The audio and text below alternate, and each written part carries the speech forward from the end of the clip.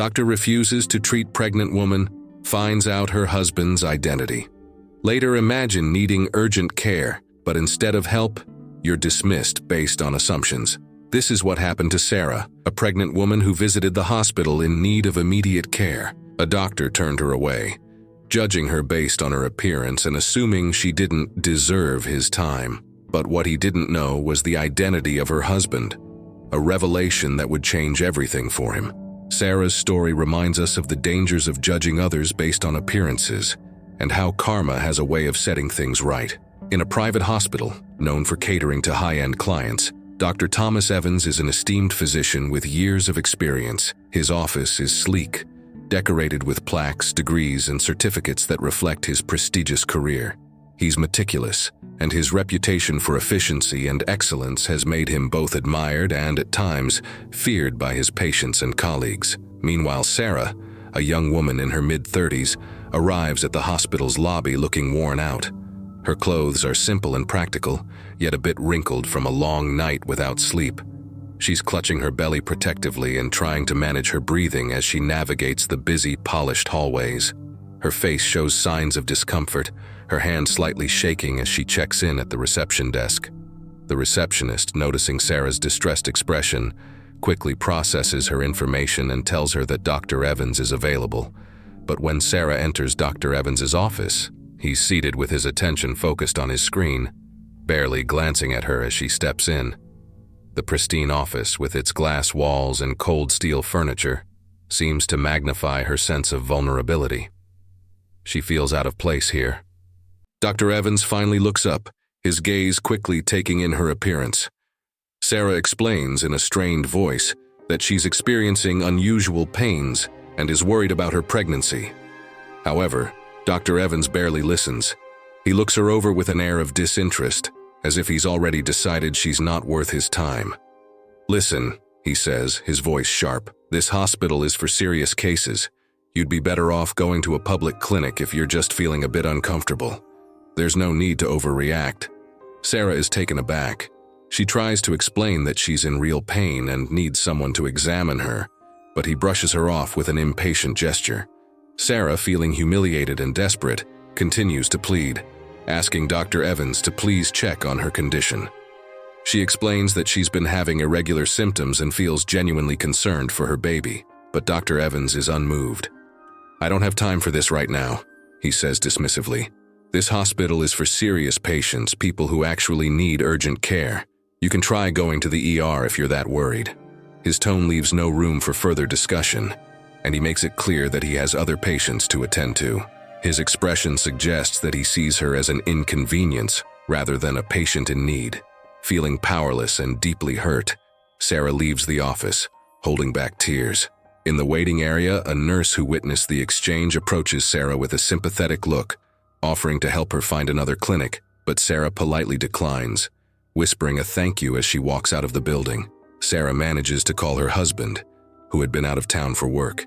She tells him about the incident, her voice cracking as she recounts how Dr. Evans dismissed her without even checking her condition. Her husband, David, is furious. He can't believe that a doctor in such a reputable hospital would treat his wife this way, especially considering her condition. Unbeknownst to Dr. Evans, David isn't just any husband.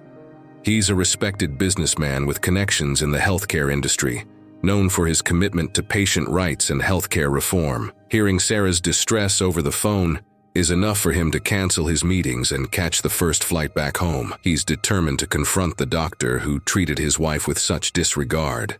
The following day, David accompanies Sarah back to the hospital. She's hesitant, worried about creating a scene, but David assures her that this is about making sure no one else has to go through the same experience. As they enter the lobby, the staff immediately recognize David, addressing him with respect and guiding him to Dr. Evans's office. Dr. Evans is sitting at his desk, reviewing files, when David and Sarah enter his office. He looks up, his face dropping as he realizes who David is. David is not only one of the hospital's major investors, but also serves on its board of directors, a fact that Dr. Evans was completely unaware of when he dismissed Sarah. David introduces himself formally, his tone calm but laced with intensity. "I'm here because you refused to treat my wife yesterday," he says, looking directly at Dr. Evans. "I'd like an explanation for why you dismissed her concerns without even a basic examination." Dr. Evans is visibly flustered, realizing the gravity of his mistake. He tries to explain himself, stammering about hospital policies and time constraints, but David isn't interested in excuses. He's focused on ensuring accountability for the way Sarah was treated.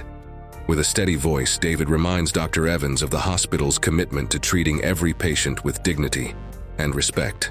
"Your actions could have put my wife and unborn child at risk. I trusted this hospital to provide the best care for all patients, not just those who look a certain way or meet certain standards." After their confrontation, David takes further steps to address the situation. He arranges a meeting with the hospital's management team, bringing attention to Dr. Evans's treatment of patients based on assumptions rather than need.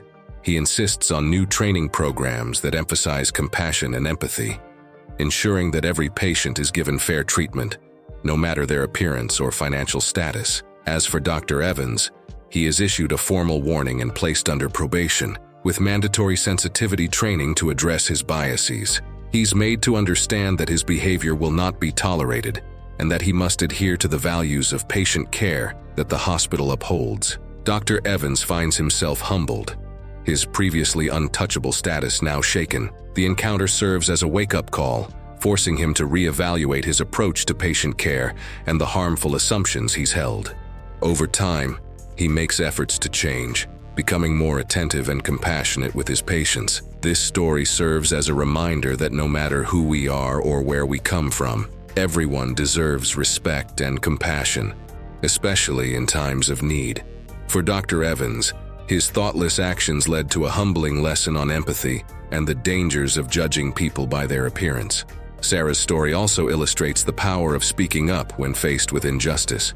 Her husband's determination to hold the hospital accountable made a difference, not just for her, but for future patients who might otherwise face the same treatment. Ultimately, we all play a role in ensuring fairness and empathy in our communities. This story encourages us to remember that appearances don't tell the whole story, and that treating others with dignity is a responsibility we all share.